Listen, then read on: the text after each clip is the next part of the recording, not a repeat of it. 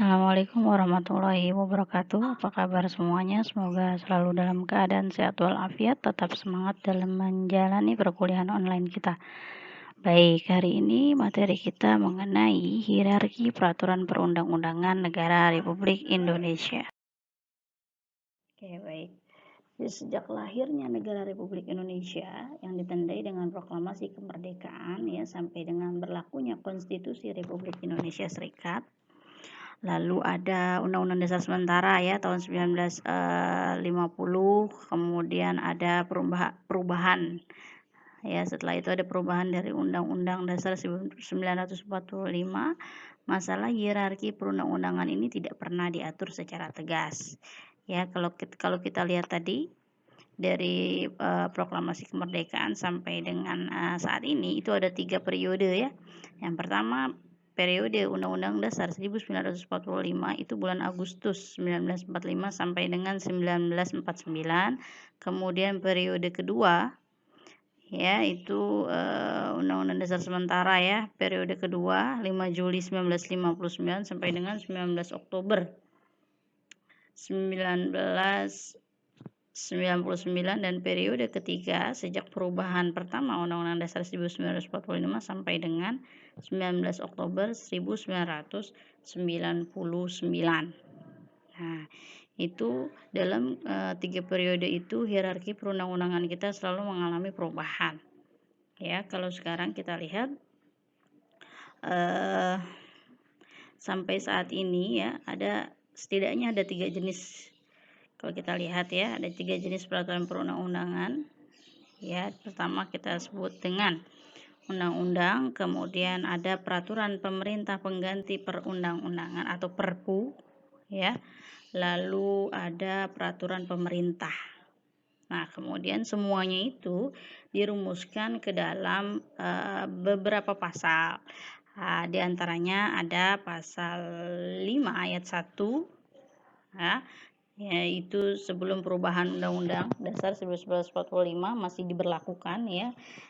Isinya adalah pemerintah memegang kekuasaan membentuk undang-undang dasar dengan persetujuan DPR. Kemudian diubah, awalnya kan seperti itu, kemudian diubah menjadi pasal 20 sesudah perubahan Undang-Undang Dasar ya, yang tadinya pasal 5 ayat 1 jadi pasal 20.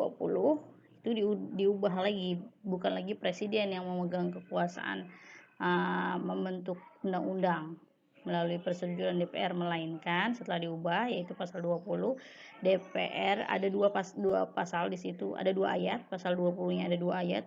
Ayat pertama adalah DPR memegang kekuasaan membentuk undang-undang.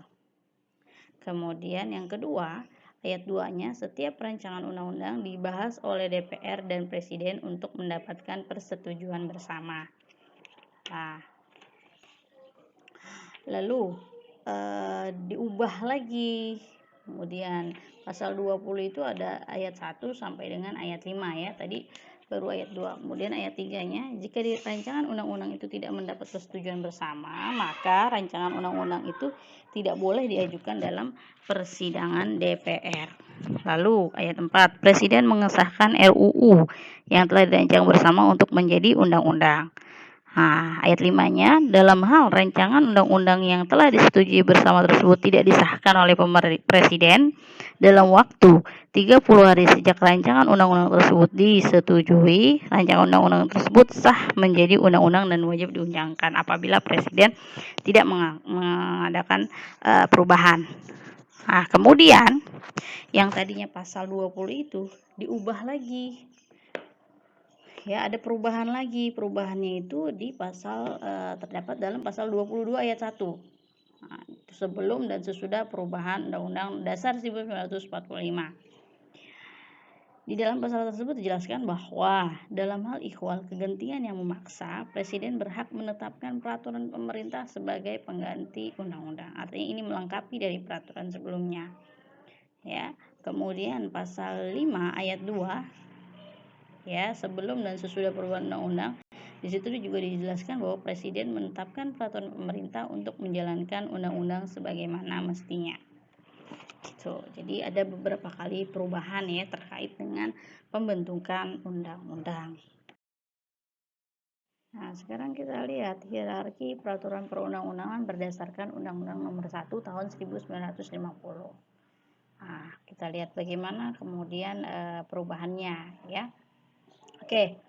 Hierarki peraturan perundang-undangan yang mulai dikenal ya sejak dibentuknya Undang-Undang Nomor 1 Tahun 1950, yaitu peraturan mengenai jenis dan bentuk peraturan yang dikeluarkan oleh pemerintah pusat. Nah, di dalam undang-undang ini yang ditetapkan pada tanggal 2 Februari 1950, setidaknya ada 2 pasal di situ yang merumuskan mengenai peraturan perundang-undangan. Ya, di antaranya pasal 1. Nah, dalam pasal 1 ini dijelaskan bahwa jenis peraturan pemerintah pusat itu ada 3.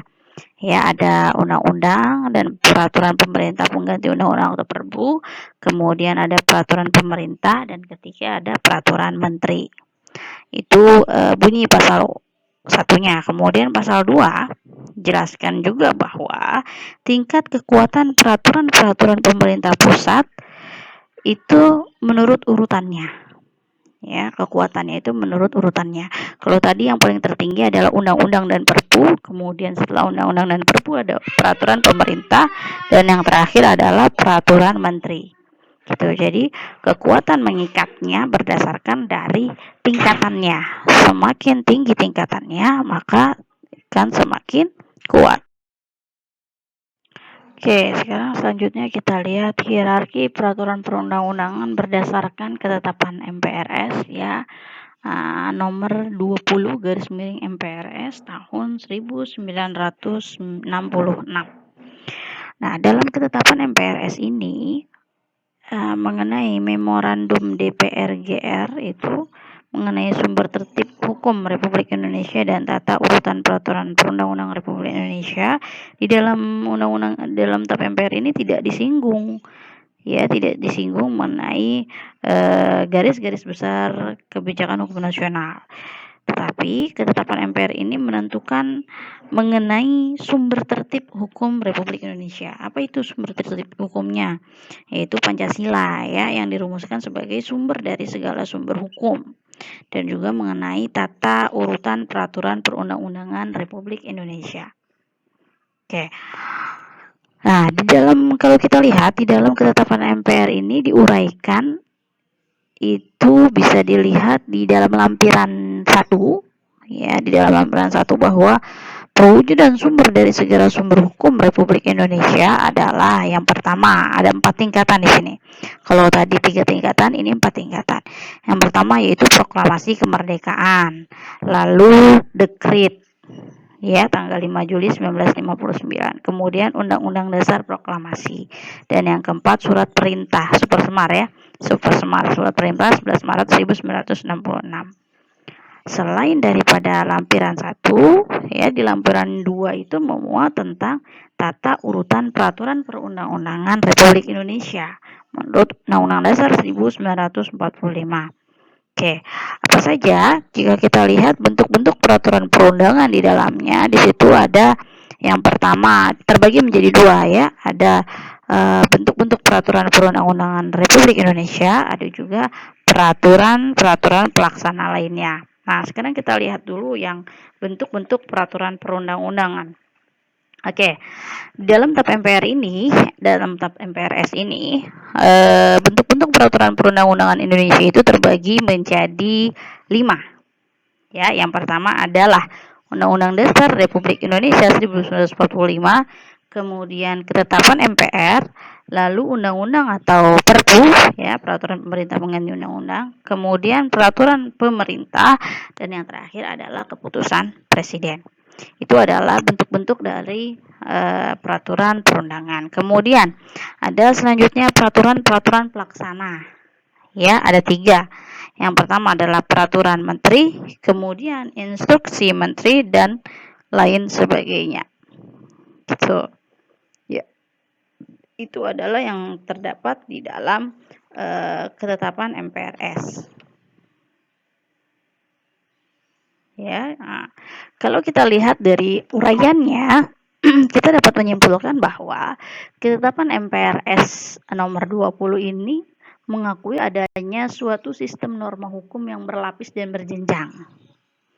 Ya, kenapa? Karena kalau kita merujuk kepada pembahasan sebelumnya bahwa norma hukum yang berlapis dan berjenjang itu berlaku bersumber pada norma yang lebih tinggi dan diakui adanya norma tertinggi, ya. Karena sebelumnya kan dijelaskan bahwa Pancasila adalah sumber dari segala sumber hukum. Jadi ground normnya adalah Pancasila, sumber tertingginya adalah Pancasila, ya.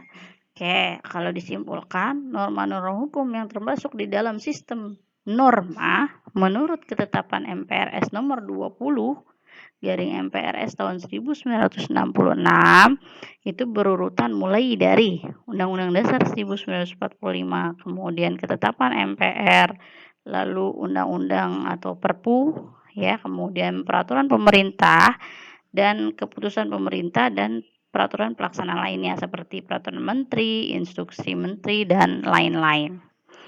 Itu kalau menurut ketetapan MPRS nomor 20 garing MPRS tahun 1966.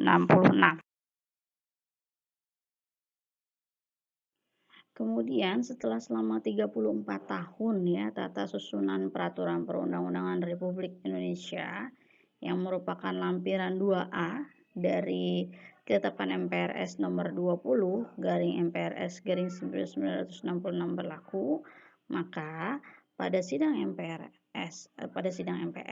tahun 2000 itu kemudian ditetapkan lagi ketetapan MPR nomor 3 garis miring MPR garis miring 2000, ya, mengenai apa? Mengenai sumber hukum dan tata urutan peraturan perundang-undangan yang menggantikan ketetapan MPRS nomor 20 garis miring MPRS garis miring 1966. Nah, kemudian di dalam konsideran ketetapan MPR nomor 3 garis miring MPR garis miring 2000 tentang sumber hukum dan tata urutan peraturan perundang-undangan dirumuskan di dalam pasal 2, ya, di dalam pasal 2 tata urutan peraturan perundang-undangan yang merupakan pedoman dalam pembuatan aturan hukum ya. Kita lihat ada 7 di situ. Yang pertama ada Undang-Undang Dasar 1945. Kemudian ada ketetapan MPR RI. Lalu ada undang-undang, kemudian ada Perpu, ya. Yang kelima ada peraturan pemerintah PP. Lalu ada keputusan presiden, yang terakhir adalah peraturan daerah. Nah, itu kalau hierarki perundang-undangan menurut ketetapan MPR nomor 3 garis miring MPR garis miring 2000 yang menggantikan ketetapan MPRS nomor 20 tadi tahun 1966. Tuh. Oke, selanjutnya, karena menurut beberapa pakar bahwa hierarki perundang-undangan sebelumnya belum melengkapi dari permasalahan hukum yang ada di negara Republik Indonesia, maka kemudian dibuatlah kembali rancangan undang-undang yang kemudian disahkan menjadi Undang-Undang Nomor 10 Tahun 2004 tentang pembentukan peraturan perundang-undangan. Nah, undang-undang ini dinyatakan berlaku pada tanggal 1 November 2004. Ya, setidaknya dalam undang-undang ini dinyatakan mengenai jenis dan hierarki peraturan perundang-undangan itu terdapat di dalam pasal 7, ya. Oke, kalau sebelumnya hierarki peraturan perundang-undangan ada 7 tingkatan, kalau di dalam peraturan Undang-Undang Nomor 10 Tahun 2000 itu hanya 5. Yang pertama adalah Undang-Undang Dasar 1945, kemudian ada Perpu, lalu ada PP, ya, peraturan pemerintah, lalu ada peraturan presiden, dan ada peraturan daerah.